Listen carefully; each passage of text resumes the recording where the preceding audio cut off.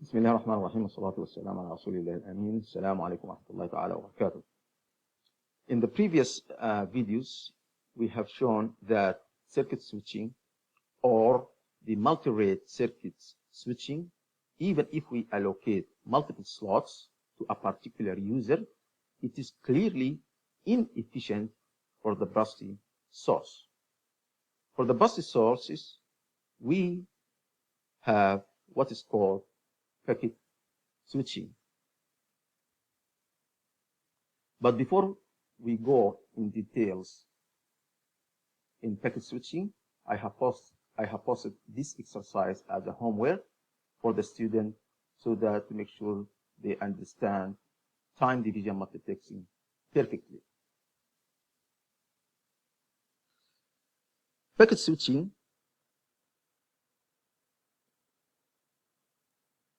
they also have similar to what we have in circuit switching.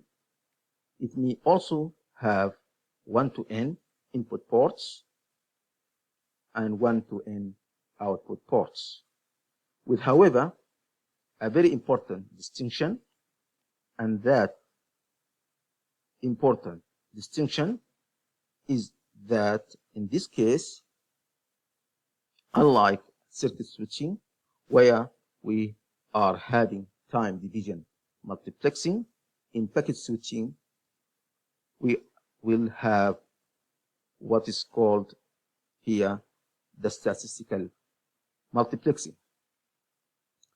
Now, what is meant by statistical multiplexing?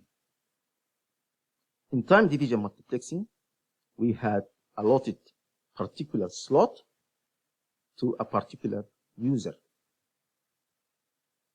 Now, unlike that, in statistical multiplexing, there could still be framing structure in the sense that the time axis may still be divided into frames, and the frame may also be divided into slots.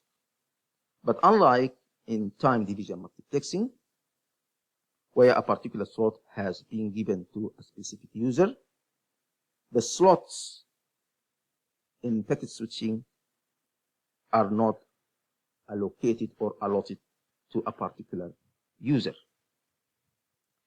So let us understand what happens in statistical multiplexing.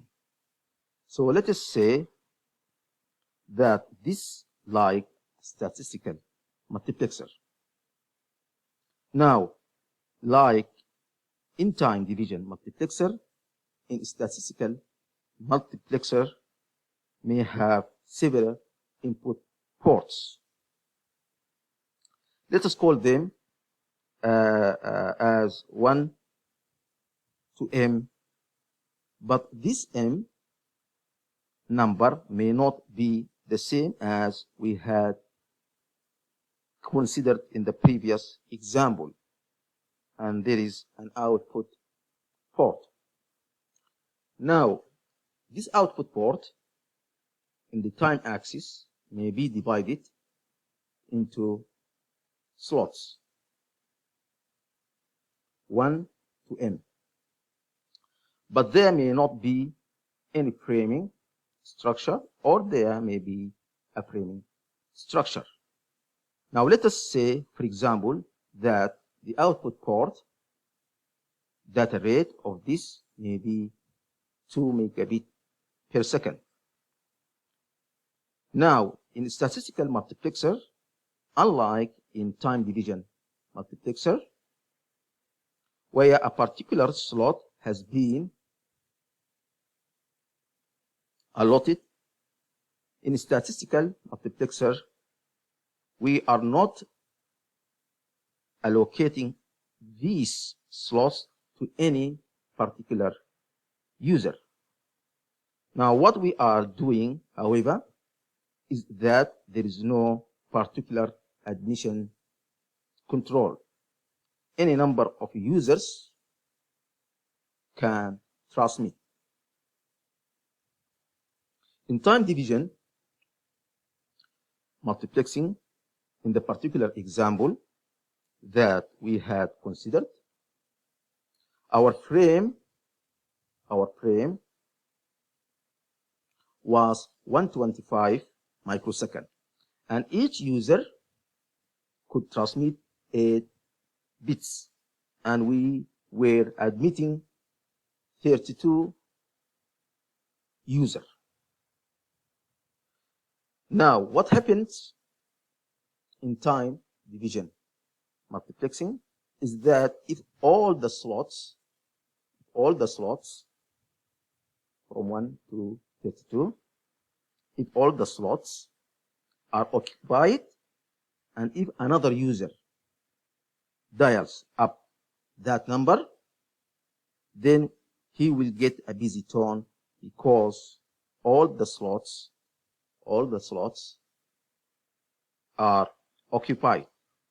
Unlike that, in statistical multiplexer, we allow the user to transmit.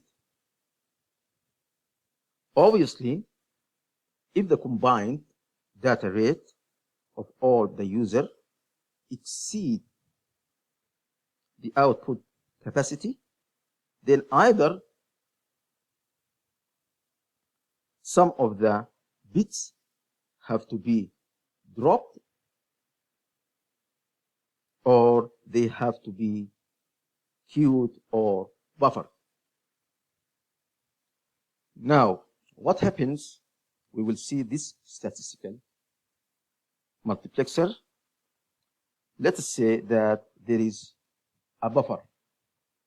Now, what we are doing is that each user transmits his bits in a particular format, which we call it to be a packet, and these packets are come and get queued in this buffer. Now there will be a scheduler who schedules these packets on to the output link and picks a packet one by one and then puts it into the output link. Now, of course, if the combined data rates of transmission of these users, the combined data rates of transmission of these users are less than the output link capacity, then obviously there will not be any queuing. However, if the combined data rate increases the output capacity, then these packets will be queued. So as we have seen, while circuit switching was characterized by blocking, which means that if all the slots are occupied, then the users are blocked.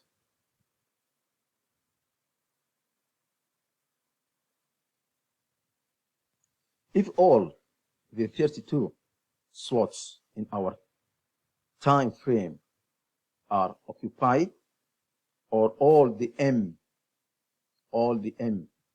slots are occupied, then if M plus 1 user attempts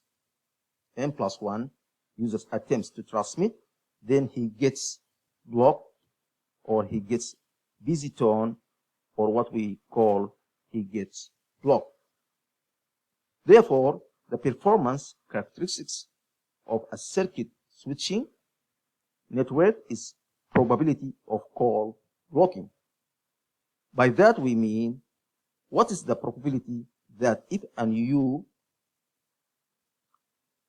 user makes a call and he finds that none of these slots is free, or all the slots are occupied, as opposed to that in statistical multiplexing, we do not have any concept of admission control.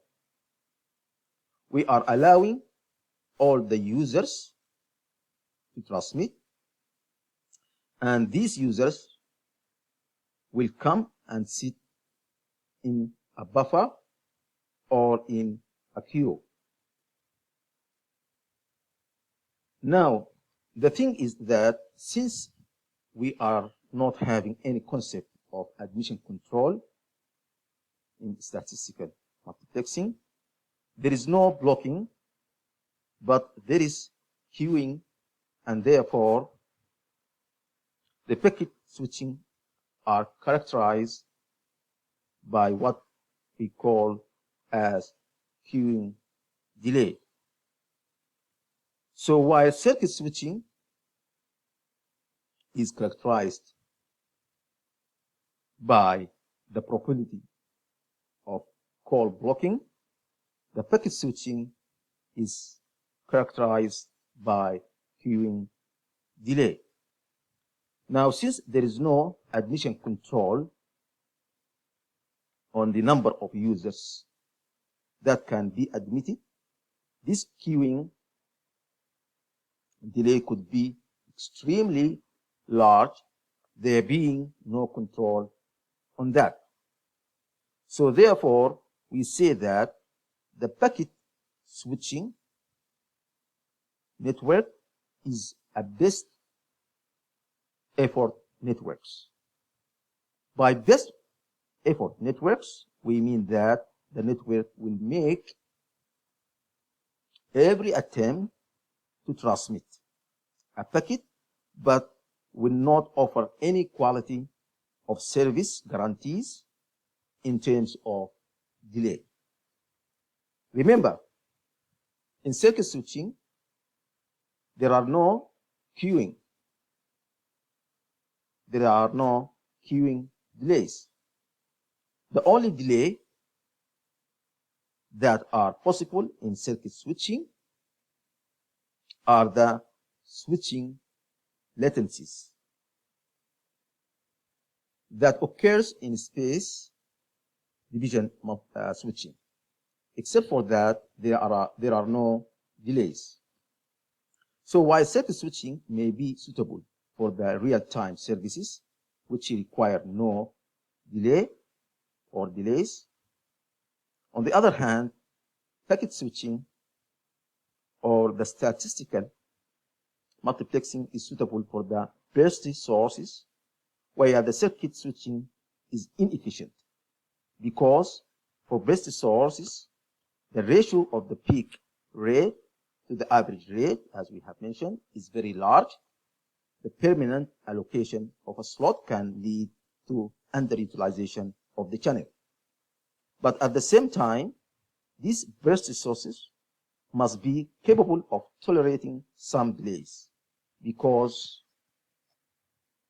a packet switching may lead to queuing or buffering of these packets. Now before, however, we go to what are the disadvantages of the packet switching. Historically, when both circuit switching and multi-rate circuit switching were found to be inefficient for the bursty kind of sources, an intermediate transport technique was also suggested, and which was called fast circuit switching. So in next video, I will briefly explain fast circuit switching, and then we will go to the details of the packet switching. Thank you very much, and see you soon.